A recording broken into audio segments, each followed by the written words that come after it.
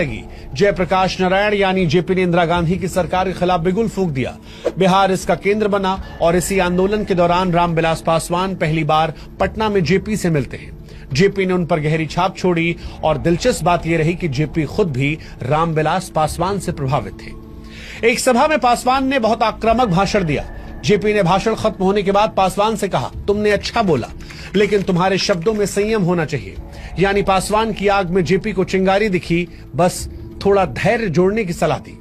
5 जून साल 1975 को जेपी ने संपूर्ण क्रांति का ऐलान किया, लेकिन इंदिरा गांधी ने 25 जून की आधी रात को इमरजेंसी लगा दी। सारे विपक्षी नेता जेल में ठूस दिए गए। इस वक्त पासवान कर्पूरी ठाकुर के साथ थे।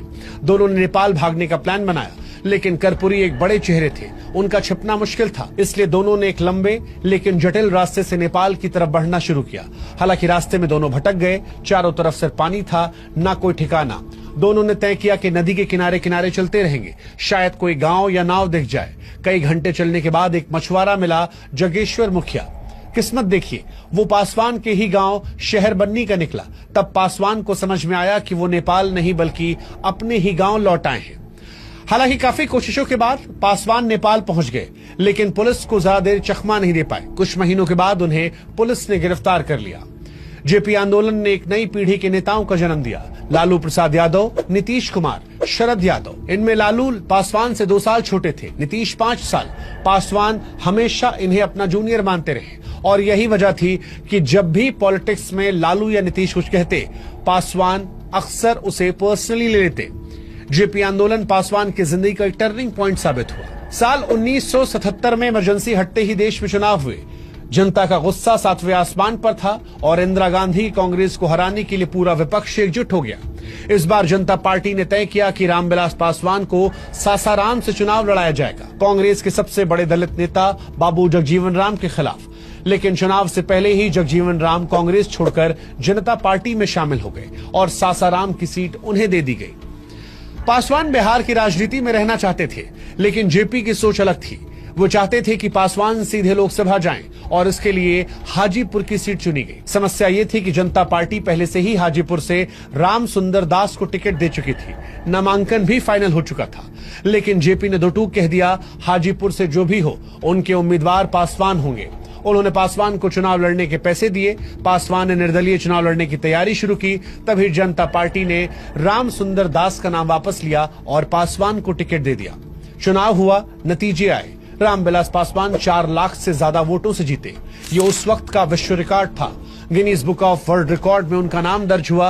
अचानक पूरे देश में चर्चा तेज हो गई, कौन है ये रामविलास पासवान जो एक ही झटके में राष्ट्रीय नेता बन गया। जनता पार्टी को बहुमत मिला और केंद्र में पहली बार गैर कांग्रेस की सरकार बनी और उसके साथ ही पासवान की पहचान सिर्फ बिहार तक सीमित नहीं रही।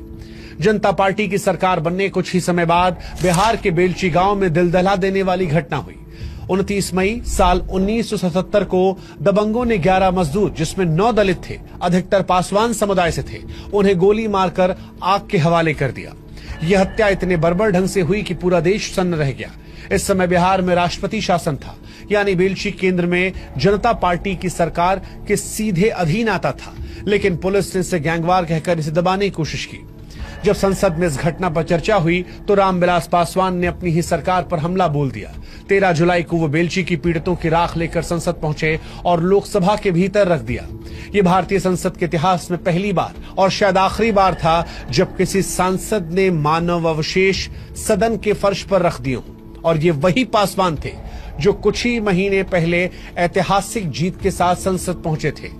उस वक्त लोकसभा में 85 दलित सांसद थे, लेकिन कोई भी पासवान के जितनी बेबाकी से बोलने की हिम्मत नहीं कर पाया। और जब गृह मंत्री चरण सिंह ने सरकारी रिपोर्ट पढ़नी शुरू की तो पासवान बीच में खड़े होकर बोले, ये रिपोर्ट झूठ है, ये हत्या गैंगवार नहीं बल्कि जातीय हिंसा है। ये भाषण सिर्फ संसद में नहीं बल्कि पूरे देश में गूंजा। पासवान एक ही रात में दलितों की आवाज बनकर उभरे और उसी दिन से उनकी एक नई पहचान बनी, वो नेता जो सत्ता में रहते हुए भी अन्याय के खिलाफ बोल सकता है। बेलची घटना और उस पर पासवान की प्रतिक्रिया जनता पार्टी सरकार के लिए एक मोड़ साबित हुई। इंदिरा गांधी ने इसका पूरा फायदा उठाया। वो खुद बेलची पहुंची, वो भी हाथी पर चढ़कर, और धीरे धीरे कांग्रेस की वापसी की जमीन यहीं से तैयार होने लगी। राजनीति में तेजी से ऊपर चढ़ रहे पासवान की निजी जिंदगी भी इस दौर में एक बड़े मोड़ से गुजर रही थी। उनकी पहली शादी बचपन में राजकुमारी देवी से हुई थी, जिनसे उनकी 2 बेटियां थीं। जब पासवान सांसद बने तो राजकुमारी देवी कुछ महीने दिल्ली में उनके साथ रहीं, लेकिन फिर बेटी के मुंडन के बहाने उन्हें शहर बन्नी भेज दिया और